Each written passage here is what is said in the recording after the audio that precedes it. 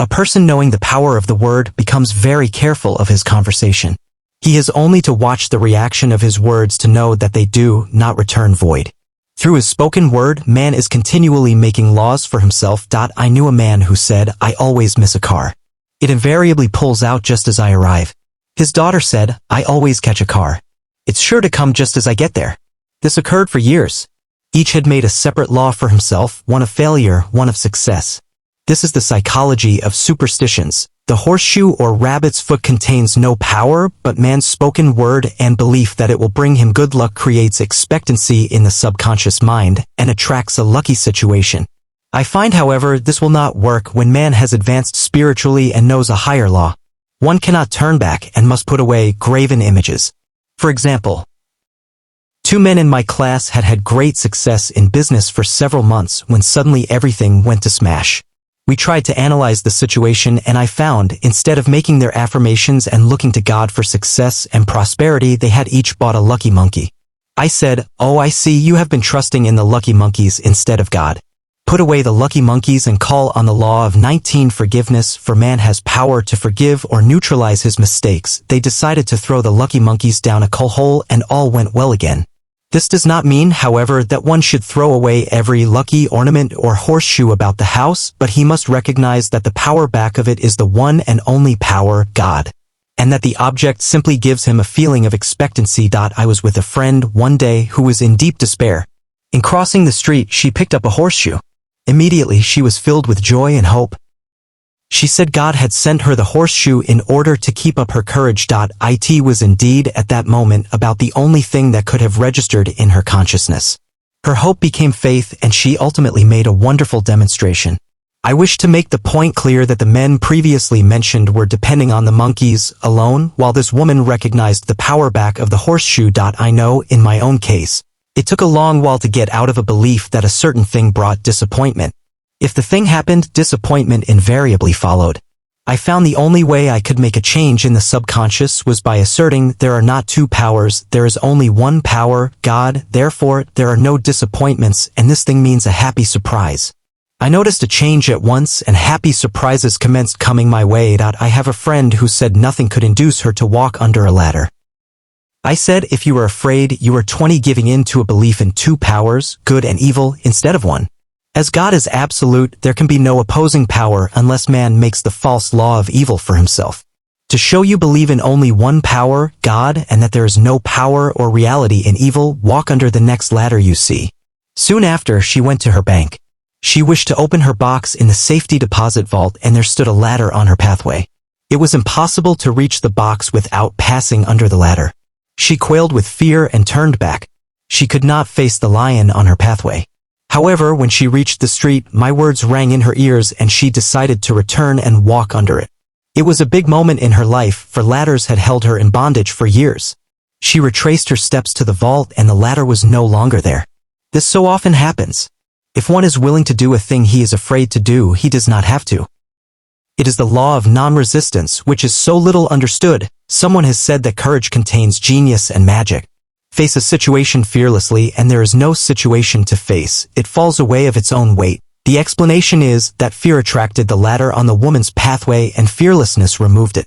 Thus the invisible forces are ever working for man who is always pulling the strings himself, though he does not know it. Owing to the vibratory power of words, whatever man voices, he begins to attract. People who continually speak of disease invariably attract it. After man knows the truth, he cannot be too careful of his words.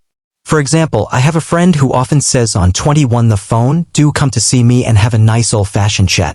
This old-fashioned chat means an hour of about 500 to 1,000 destructive words, the principal topics being loss, lack, failure, and sickness. I reply, "No, I thank you.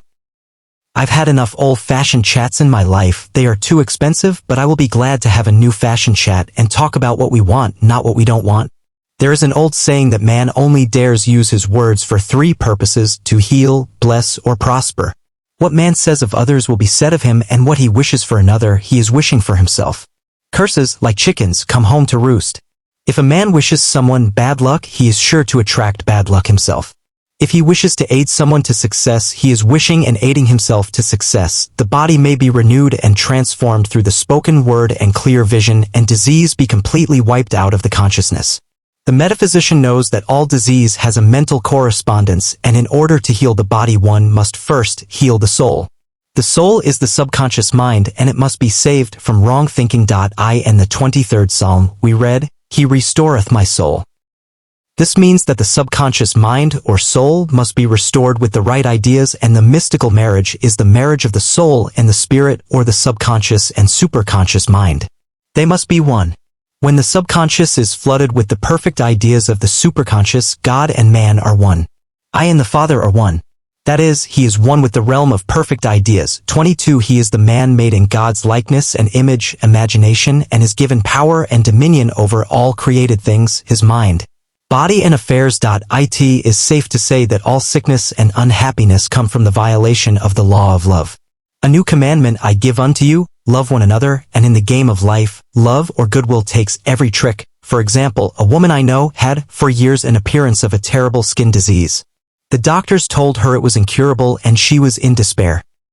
She was on the stage, and she feared she would soon have to give up her profession, and she had no other means of support. She, however, procured a good engagement, and on the opening night, made a great hit. She received flattering notices from the critics, and was joyful and elated. The next day she received a notice of dismissal. A man in the cast had been jealous of her success and had caused her to be sent away. She felt hatred and resentment taking complete possession of her, and she cried out, "Oh God, don't let me hate that man." That night she worked for hours in the silence.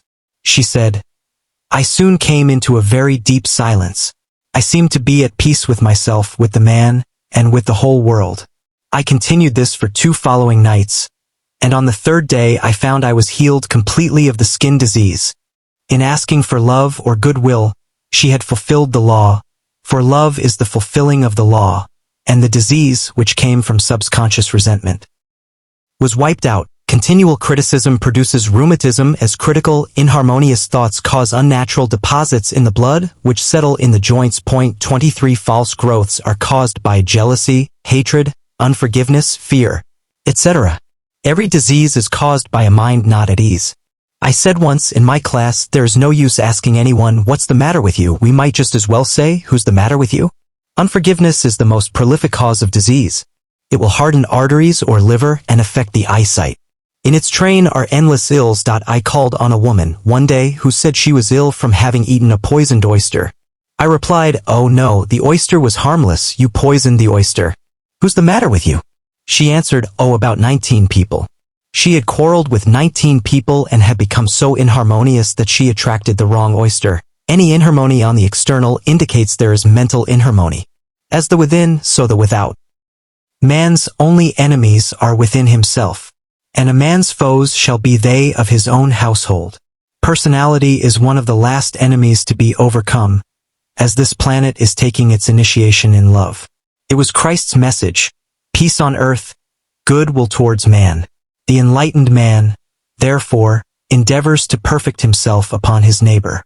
His work is with himself to send out goodwill and blessings to every man, and the marvelous thing is that if one blesses a man, he has no power to harm him. For example, a man came to me asking to treat for success in business. He was selling machinery, and a rival appeared on the scene with what he proclaimed was a better machine, and my friend feared defeat. I said, "First of all, we must wipe out all fear, and know that God protects your interests, and that the divine idea must come out of the situation. That is, the right machine.